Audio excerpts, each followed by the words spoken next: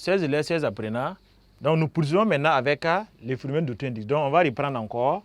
Donc, la force électromotrice là, qu'on note la FEM, est définie par E égale à moins L DI sur DT.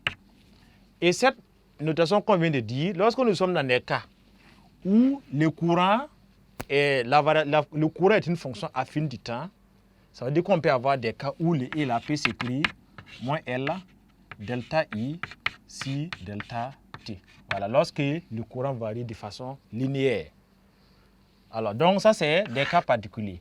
Et dans cette équation, on va considérer que lorsque le courant est constant, alors D ici DT va faire 0, ce qui veut dire qu'il n'y a pas d'induction. L'induction n'est possible que lorsque le courant est variable. C'est pourquoi on dit que même avec l'induction simple, si l'aimant est immobile, il n'y a pas d'induction. Il faut que l'aimant bouge et en bougeant là, ça peut créer une induction. Donc, on a besoin d'une variation. Ici également, il faut que le courant qui rentre, qui traverse, puisse avoir une induction, soit variable. Et si ce courant est variable, ça va créer un champ qui est variable. Donc, on appelle le flux du champ. Si le flux du champ magnétique est variable, donc on peut enregistrer alors ce qu'on appelle une force électromotrice d'induction. Donc, on va s'intéresser maintenant à cette inductance L-là, qui peut se calculer autrement. Donc, la tension, c'est le E désigne une tension. L'expression de L, l'inductance, elle peut se calculer avec notre formule directement, qui est L égale à mu0 fois N carré S divisé par L.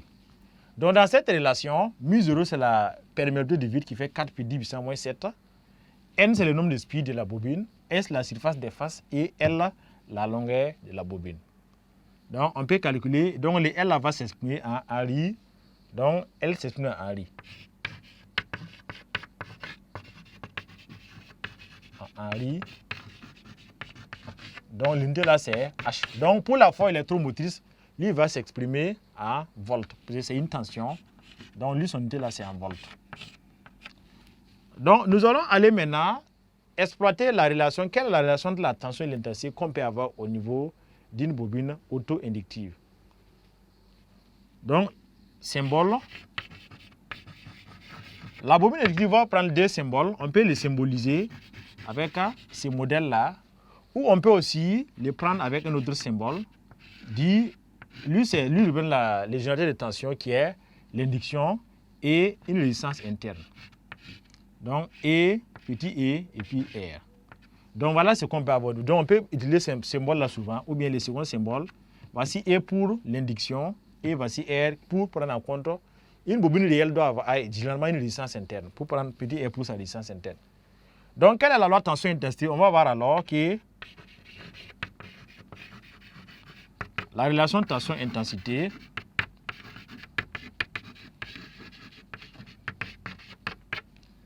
donc, cette relation qu'on va voir s'écrit alors. Donc, nous avons E et nous avons R. Donc, supposons que la bobine est traversée par un courant qui part dans ce sens. Nous allons voir que UR part dans ce sens.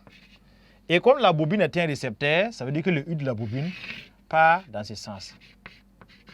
Mais à l'opposition, comme l'induction s'oppose, ça veut dire que le U de E, lui, va aller dans l'autre sens. Donc, U de la bobine, l'induction, qu'on va appeler UL s'oppose, lui, part dans l'autre sens. Donc, pour écrire la tension de la bobine, UB, alors, donc le UB là, UR est dans le même sens, donc ça va faire UR.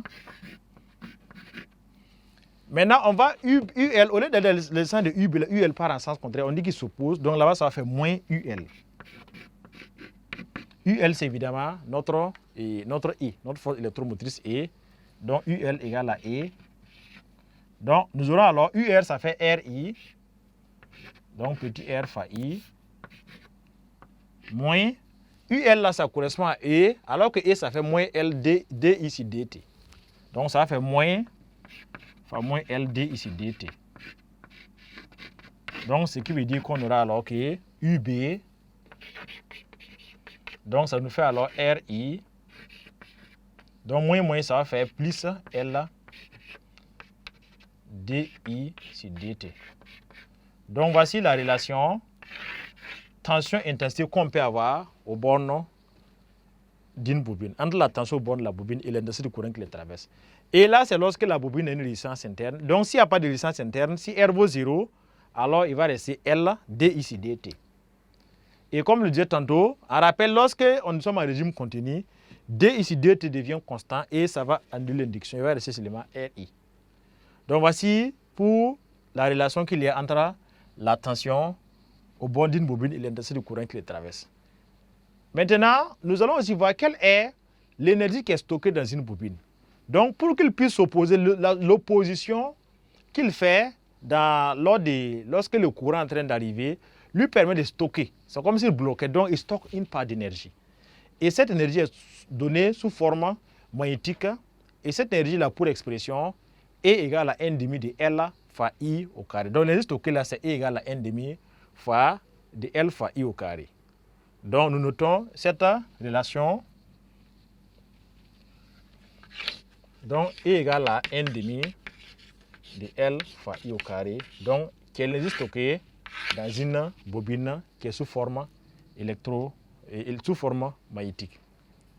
Donc 16 apprenants, pour résumer encore l'auto-induction, par rapport au schéma que nous avons vu ici, la branche là où il y a la bobine, le courant s'installe doucement. Contre l'autre côté, là où le courant s'installe brusquement. Et à l'opposé, quand on coupe aussi, c'est les mêmes phénomènes qu'on observe. Le courant coupe brusquement là où il n'y a pas la bobine. Et l'autre côté, le courant coupe progressivement. Donc la bobine joue un rôle important. Elle s'oppose à l'installation du courant et elle s'oppose à la rupture brusque du courant. Donc installation brusque et rupture brusque qu'il s'oppose. Et pour s'opposer, elle s'oppose en créant une induction. Et cette induction-là est définie par E égale à moins L, D ici, dt. Donc, il faut que le I varie. Voilà, c'est la variation de I qui va faire varier les champs magnétiques et qui va d'avoir cette tension. I est une tension, on l'appelle force électromotrice induite. Et sur cette base-là, on est revenu ici l'expression de L qui fait mu0 N carré fois S I L. Donc, la plupart des fois, S, c'est des surfaces sous forme de cercle, donc sous forme de disque. Donc, la surface va faire pi R au carré. Alors, on a donc aussi la relation de tension-intensité, donc ça fait U égale à RI plus LD ici qu'il faut retenir. Et enfin, l'énergie stockée là, c'est E égale à 1 demi de L I carré. Donc, nous allons poursuivre maintenant pour étudier les dipôles RL en résumé et soumis à un échelon de tension dans les cas comme l'on fait dans les cas des condensateurs.